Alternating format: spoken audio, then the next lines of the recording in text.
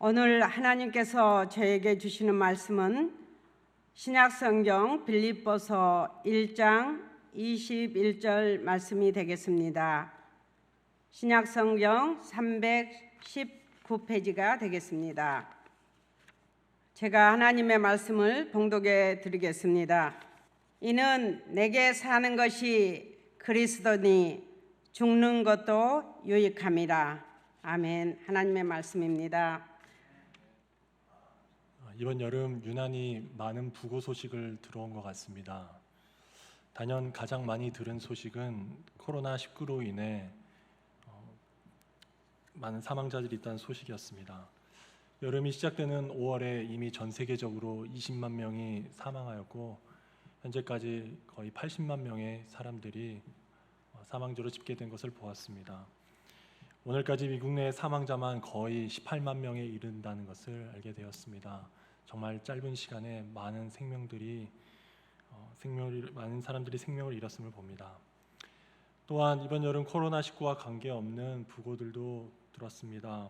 한국의 어떤 유명 크리스찬 부부의 6개월 된 아기에 대해서도 들었고, 또 한국의 현직 서울시장, 또 세계적인 복음주의 신학자인 제임스 패커, 그리고 가까이 우리 곁에 계시면서 큰 힘이 되셨던 고 윤학성 목사님, 그리고 이상현 담임 목사님의 어머님 고 이명수 권사님까지 이번 여름 내내 한 분 한 분의 비보를 접하면서 심한 충격과 슬픔을 금할 수 없습니다. 유명인들, 존경하는 분들, 우리 주변의 이웃들, 신생아로부터 어르신들까지 최근 다양한 죽음의 소식을 듣고 접하면서 평소에는 생각해보지 않는 주제인 죽음에 대해서 새삼 생각해보게 되었습니다. 먼저 죽음을 떠올려 보면서 세상 사람들이 이 죽음에 대해 어떻게 생각하는지 가장 일반적인 입장을 생각해 보았습니다.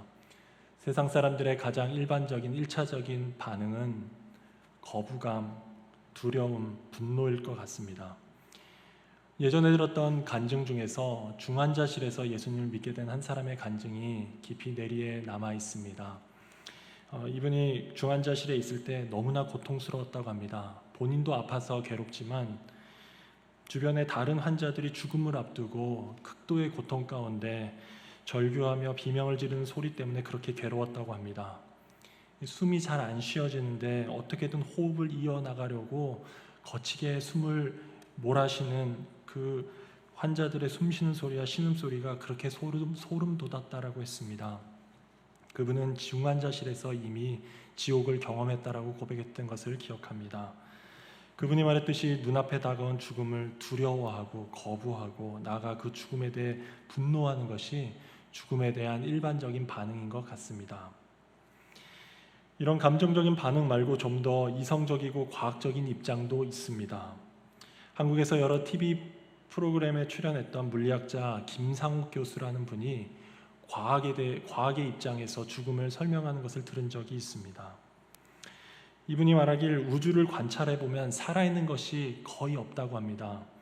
놀랍게도 이 지구에만 이렇게 살아있는 것들이 많이 모여 있어서 생명이 우주의 보편적인 것처럼 생각하지만 이 우주 내 지구를 제외한 어디에도 아직까지 확인된 생명체가 없답니다.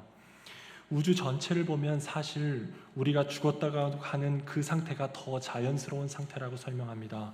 우주 전체를 보면 살아있다는 것은 정말 이상한 상태이고 이 이상한 상태에서 우주의 가장 보편적인 상태로 바뀌는 것이 죽음이다라고 설명하였습니다. 그리고 죽음 이후 인간의 몸을 이루고 있는 수많은 원자들이 죽음 전에 인간의 형태는 아니지만 다시 원자가 되어서 뿔뿔이 흩어져 영원히 우주와 함께 존재하게 된다고 설명했습니다. 이분이 말하는 과학에 따르면 죽음은 우주의 보편적인 현상으로 돌아가는 일이고 죽음은 단지 인간을 구성했던 원자들이 흩어지는 것뿐이다라고 말하고 있습니다. 이처럼 사람들은 일반적으로 죽음을 두려워하고 부정적으로 여깁니다. 좀 더 이성적으로 과학적으로 죽음을 우주의 보편적인 현상으로 돌아가는 것, 우리를 구성하는 원자의 흩어짐 정도로 이해하기도 합니다. 그렇다면 여기서 질문을 해보게 됩니다. 우리 그리스도인들은 죽음을 어떻게 봐야 하는가라는 질문입니다. 우리 그리스도인들은 죽음을 어떻게 여겨야 하겠습니까? 우리는 죽음을 어떻게 받아들여야 합니까? 성경을 읽다 보면 죽음에 관한 말씀이 다양하게 나오는 것을 읽게 됩니다. 그 모든 말씀을 다 열거할 수는 없지만 우리는 이미 이런 말씀들을 많이 들어 알고 있습니다. 이런 말씀들입니다. 너는 흙이니 흙으로 돌아갈 것이라. 주께서 사람을 티끌로 돌아가게 하시고 말씀하시기를 너희 인생들은 돌아가라 하셨사오니 그러므로 한 사람으로 말미암아 죄가 세상에 들어오고 죄로 말미암아 사망이 들어왔나니 이와 같이 모든 사람이 죄를 지었으므로 사망이 모든 사람에게 이르렀느니라. 한 번 죽는 것은 사람에게 정하신 것이요 그 후에는 심판이 있으리니. 이런 말씀들을 통해 죽음에 대해 알 수 있는 사실들이 있습니다. 인간이 하나님 앞에서 범죄한 이후에 인간에게 죽음이 시작되었다는 점입니다. 또 그 죽음은 원래 우리의 시작점인 흙, 티끌로 돌아가는 것이라는 사실입니다. 또 이 죽음은 누구도 피할 수 없이 모든 인간들이 맞이하게 될 모든 인간에게 정해진 운명이라는 점입니다. 이런 말씀들만 보면 성경에 나오는 죽음도 별로 새로울 것이 없을 것 같습니다. 범죄한 우리 인간들은 저주와 같이 이 사망을 받게 되어서 죄와 함께 그것이 들어와서 여전히 두렵고 거부하고 싶은, 벗어나고 싶은 부정적인 것처럼 보여집니다. 또 죽음을 흙에서 나와서 흙으로 돌아가는 거라고 했는데 그 아까 물리학자가 말했던 원자에서 나와서 원자로 흩어진다는 과학자의 말에 반복 같다는 생각도 듭니다. 그런데 이런 성경 말씀을 읽으면서 세상 사람들과 다른 바 없이 죽음을 부정적으로나 혹은 자연의 순리 정도로만 바라보는 건 그리스도인으로서 죽음을 반쪽짜리로 이해하는 것이다라는 생각을 해보게 됩니다. 성경을 계속 읽으면서 예수님을 믿는 사람이라면, 하나님의 사람이라면 죽음을 좀 다르게 받아들여야 하지 않을까 생각하게 하는 말씀도 있게 됨을 보게 됩니다. 바로 오늘 봉독한 말씀이 그 말씀입니다. 오늘 본문 말씀이 길지 않아서 제가 개정개역 그리고 표준 세번역 그리고 NIV 성경으로 한 번씩 읽어보겠습니다.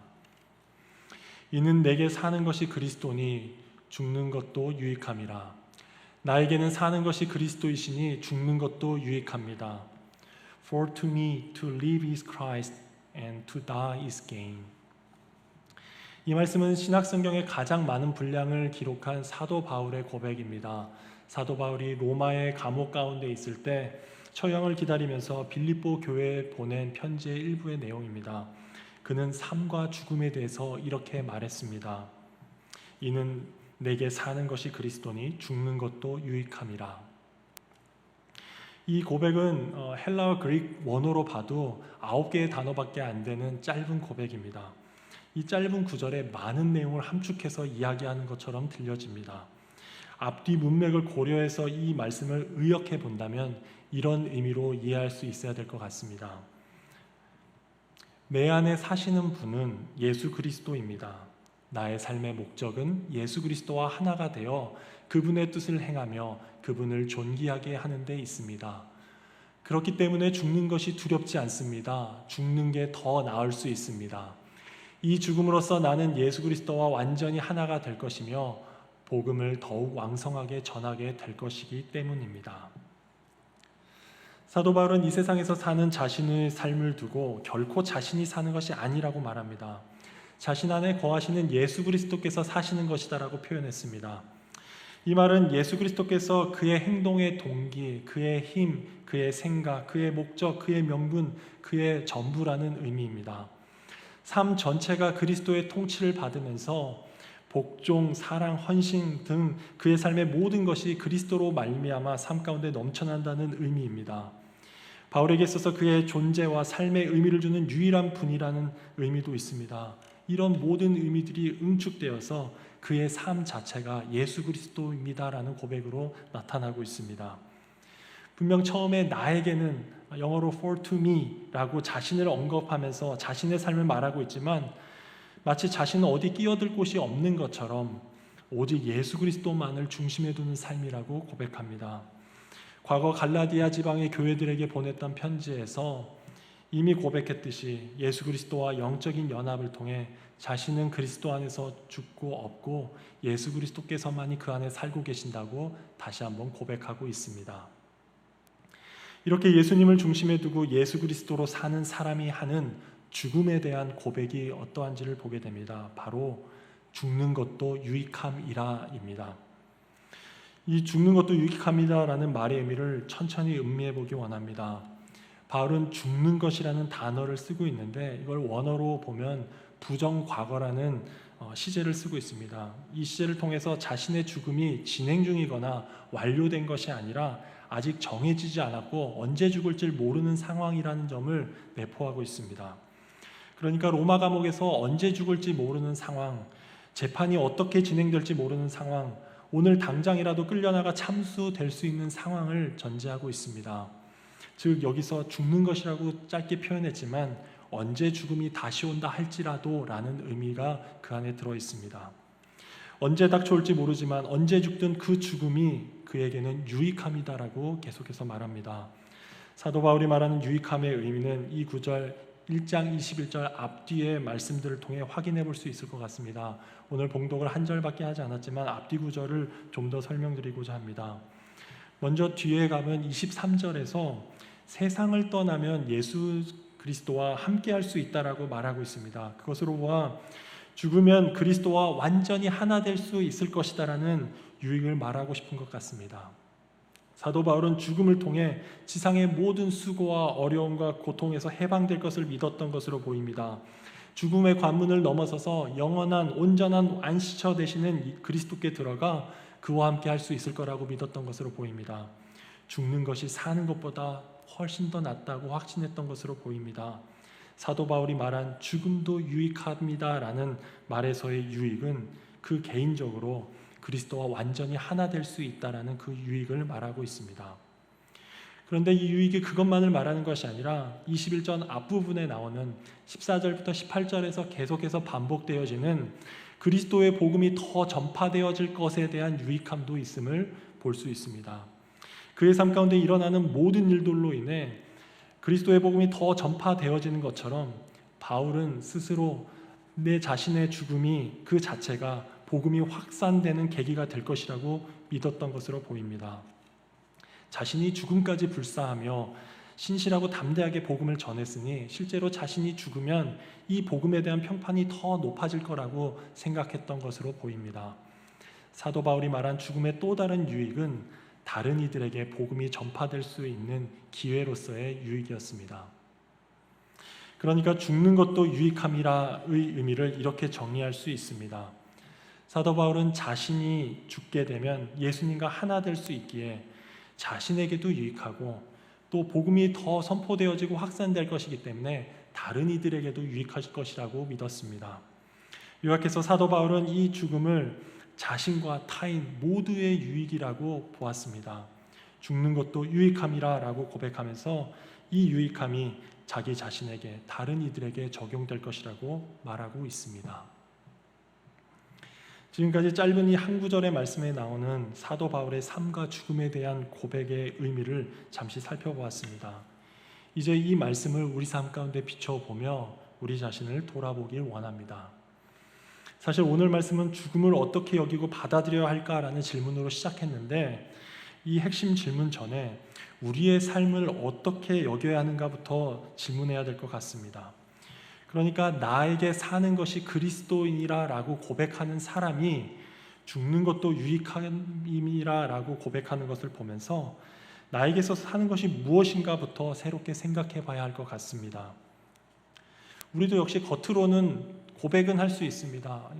사는 것이 그리스도입니다 라고 말은 합니다. 그러나 실천적 무신론자라는 표현이 있는 것처럼 실제 사는 것은 예수 그리스도가 아닌 경우가 많은 것 같습니다. 때론 내게 사는 것이 건강과 장수 혹은 두 개가 결합된 건강하게 오래 사는 것일 때도 있는 것 같습니다. 때론 내게서 사는 것은 출세와 성공, 내가 하고 있는 사업장이 전부인 사람도 있는 것 같습니다. 때론 지금 내가 못 죽고 사는 것은 내 자식, 내 손주 때문이다라고 자식, 손주 때문에 산다고 할 때도 있는 것 같습니다. 그런데 만약 내게 사는 것이 건강과 장수, 건강하게 장수하는 것이 전부인 사람에게는 그 사람에게 죽음은 재앙일 것입니다. 만약 내게 사는 것이 출세와 성공, 지금 하는 사업, 하는 일이 전부인 사람에게는 죽음은 완전한 실패가 될 뿐일 것입니다. 만약 내게 사는 것이 다만 자식, 손주들이 잘 되는 것을 보는 것인 사람에게는 죽음은 정말 불행이 될 것입니다. 만약 사는 것이 예수 그리스도 그분이 아닌 사람에게는 그 사람에게 죽음은 재앙과 불행과 실패일 뿐일 것이 분명합니다. 죽음을 어떻게 받아들이고 여길 것인가의 질문에 앞서 나에게 있어서 삶은 무엇인가부터 재점검해 봐야 할 것 같습니다. 오직 사는 것이 예수 그리스도인 사람에게만 죽음은 결코 재앙도 실패도 불행도 아닐 것입니다. 사는 것이 그리스도니가 되어야 죽음을 다르게 맞아들이고 받아들일 수 있을 것 같습니다. 이제 다시 원래 질문으로 돌아와 우리 삶 가운데 죽음을 어떻게 받아들이고 있는가? 나에게도 사도 바울처럼 죽음도 유익함이라라는 고백이 있는지 돌아봅니다. 사도 바울은 죽음도 유익함이라라는 고백 가운데 두 가지 의미의 유익함을 생각하고 있다고 말씀드렸습니다. 먼저 나 자신, 내 개인에게도 죽음은 유익할 수 있다라고 믿고 있는지 우리 자신을 잠시 돌아봅니다. 머리로 생각했을 때는 그럴듯한 것 같기도 하고 이해가 되는 듯도 하지만 실제로 죽음이 유익하다라고 인정하고 받아들이고 마음으로 고백하는 것은 다른 차원의 이야기 같습니다. 나이가 들수록 몸은 예전 같지 않은데 그럴 때도 죽음은 유익합니다라고 고백하기 힘들 것 같습니다. 세월의 흔적이 몸에만 나타나는 것이 아니라 마음과 정신에도 나타날 때가 있는데 이것 또한 유익합니다라고 고백하기가 힘들 것 같습니다. 자꾸 왜 이러지 하면서 내 몸과 내 감정이, 정신이 통제되지 않을 때도 있는데 이 또한 유익합니다라고 고백하기는 힘든 것 같습니다. 정말 말처럼 쉽지 않은 것 같습니다. 이렇게 죽음이 나에게 유익합니다라고 고백하기 어려울 때 오늘의 말씀을 기억나게 하기 위해서 도움이 될 수 있는 기도 하나를 소개해드리고 싶었습니다.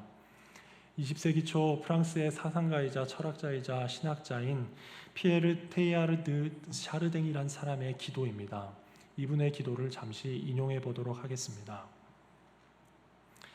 몸에 하나둘 나이 먹은 흔적이 생길 때, 그리고 그 흔적들이 내 마음을 흔들어 놓을 때, 나를 조금씩 움츠러들게 하고 쇠약해 하는 질병이 몸 안팎에서 생겨날 때, 나도 병들고 늙어간다는 사실을 문득 깨닫고 두려움 속에 빠져들 때, 그리고 무엇보다도 나를 만들어 왔던 알지 못하는 위대한 힘들의 손길 안에서 나 자신을 잃어가고 있으며 속수무책으로 당할 수밖에 없음을 마침내 느낄 때, 이 모든 암울한 순간에 오 하나님, 저로 하여금 알게 하소서, 그 모든 것은 바로 하나님께서 하시는 일임을, 하나님께서 제 존재의 중심으로 들어와 저를 하나님께로 데려가기 위해 저를 조금씩 분해시키는 과정임을,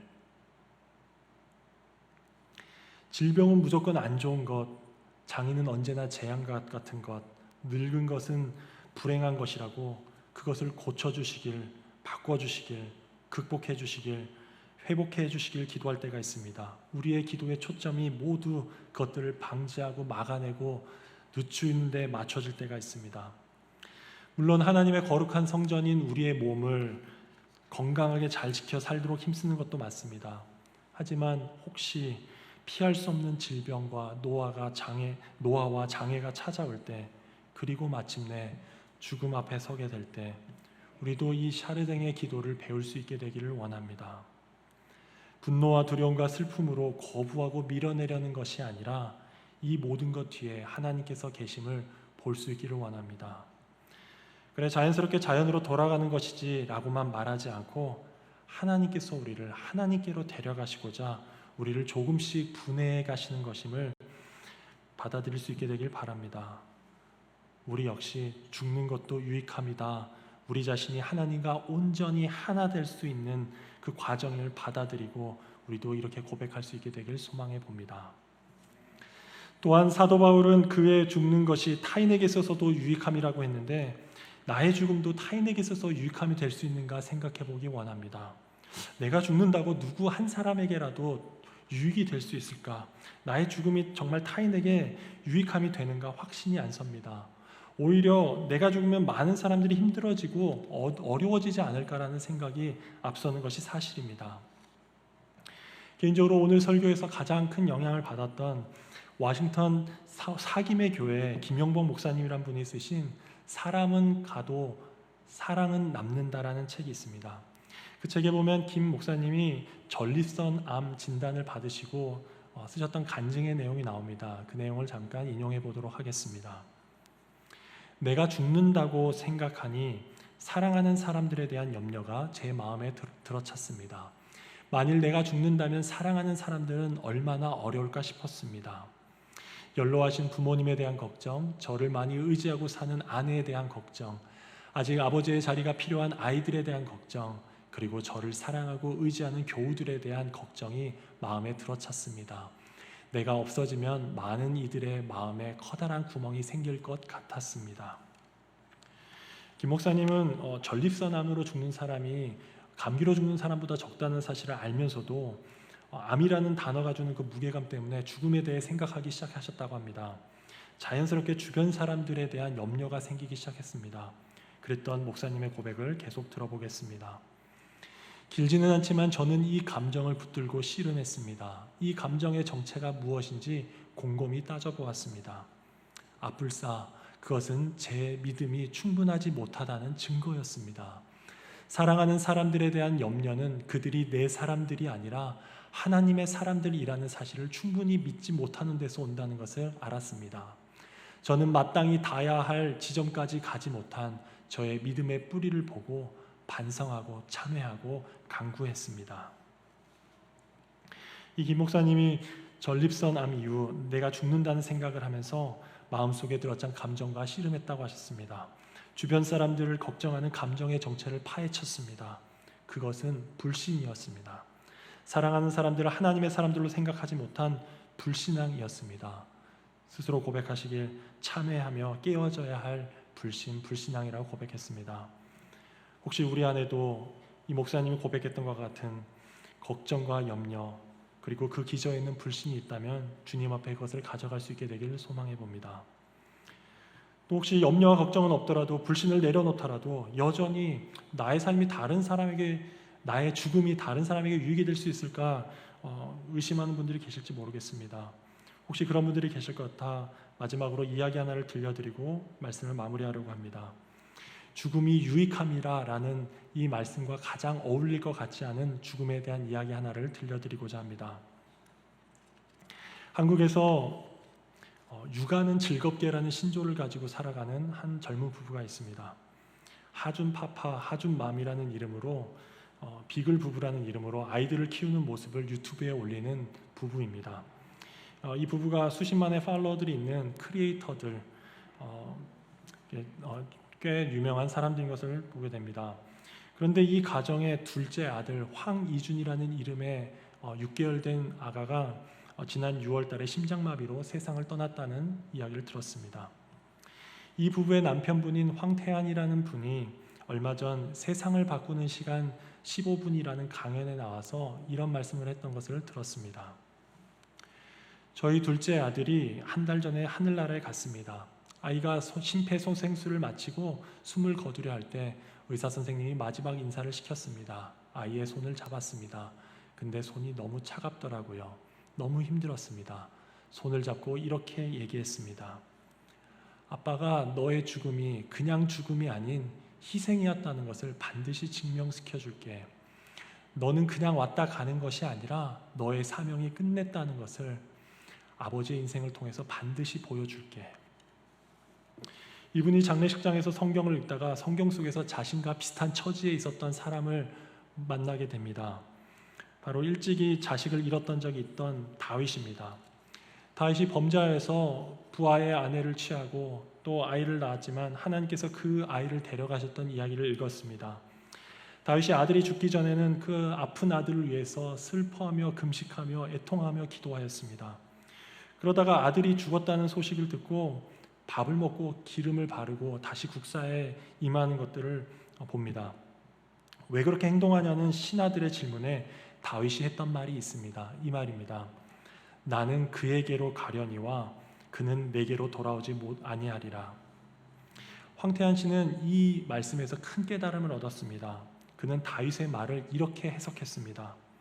저는 반드시 천국에 가야 합니다. 천국에 있는 내 아이를 만나러 가야 합니다.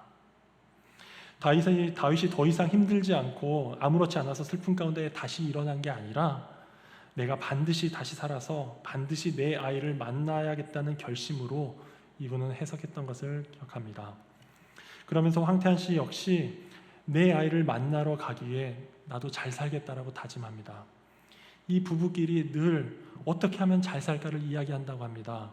그 부부도 하늘나라에 갔을 때 다시 만날 아들이 그곳에 있기 때문이다라고 고백합니다. 그의 강연 가운데 그가 이렇게 고백했습니다.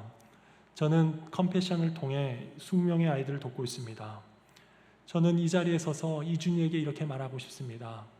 아빠 잘 살고 있다고, 아빠가 슬픔을 딛고 일어나서 많은 사람들을 살리자라고 이야기하고 있다고. 저는 반드시 이준이를 만날 것입니다. 이 땅에서 잘 살아서요. 이분의 이 강연이 올라온 후에 2주 만에 200만 명이 이 강연을 보게 되었습니다. 그리고 2,000개 이상의 댓글이 달린 것을 보았습니다. 그 모든 것을 다 읽어보진 못했지만 이런 글들이 눈에 띄었습니다. 저는 무교인입니다. 이준이를 보내면서 하준파파 하준맘의 믿음을 보고 하나님이 살아계시는구나 깨달았던 한 사람입니다. 이준이의 희생이 많은 사람들을 전도하겠구나 라고 저도 모르게 생각이 들더라고요.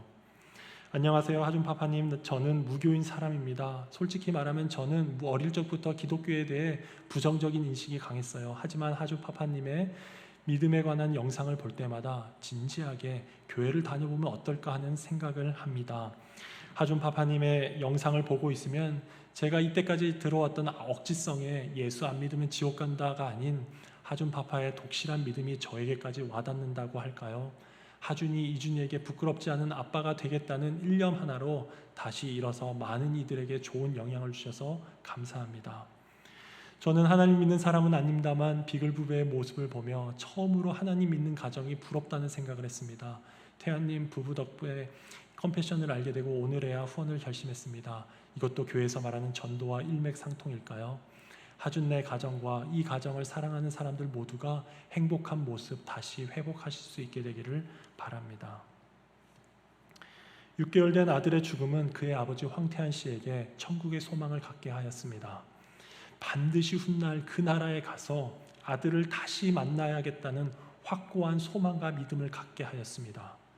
그리고 그 아버지의 소망을 통해 또 수많은 사람들에게 그가 믿는 예수 그리스도를 전하게 하였습니다. 6개월 황희준 아가의 죽음도 유익함이라고 조심스럽게 말하고 싶습니다. 그리고 그 아기뿐만 아니라 분명히 우리의 죽음도 모든 다른 이들에게 유익하게 될 것입니다. 말씀을 마무리하겠습니다. 그 어느 때보다 안타까운 소식이 많이 들려오는 시기입니다. 죽음은 우리 안에 두려움, 거부감, 분노 등을 가져오곤 합니다. 좀 더 고상하게 그냥 자연스럽고 보편적인 현상으로 볼 수도 있습니다. 그러나 그리스도인이라면 죽음에 대한 조금 다른 관점과 이해를 가져야 될 것 같습니다. 내게 사는 것이 그리스도니 죽는 것도 유익함이라. 내게 사는 것이 그리스도인인 사람은 죽는 것도 유익합니다. 우리도 바울처럼 우리의 죽음이 우리 자신에게 유익함을 기억할 수 있기를 원합니다.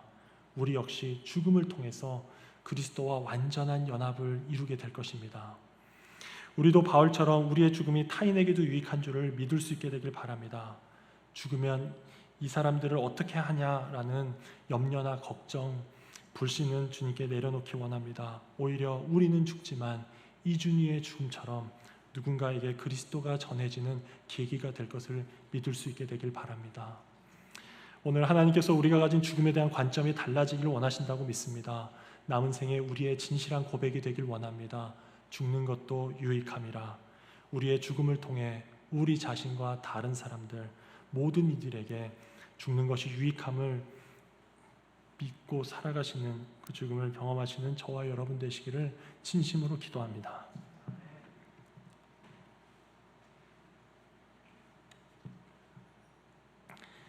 하나님 아버지, 죽음에 대해 떠올려 볼 때 죽음은 두렵고 거부하고 싶고 생각하기 싫을 때가 있습니다.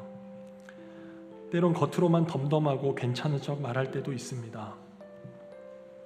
이런 저희들에게 오늘 사도 바울의 고백을 통해 말씀해 주시니 감사합니다. 우리 역시 죽음이 우리 자신과 다른 사람들에게 유익할 수 있으리라고 말씀해 주시니 감사합니다. 죽음에 대해서 하나님께서 원하시는 이 관점과 태도를 가지고 살다가 죽게 하여 주시옵소서. 예수 그리스도의 이름으로 기도드립니다.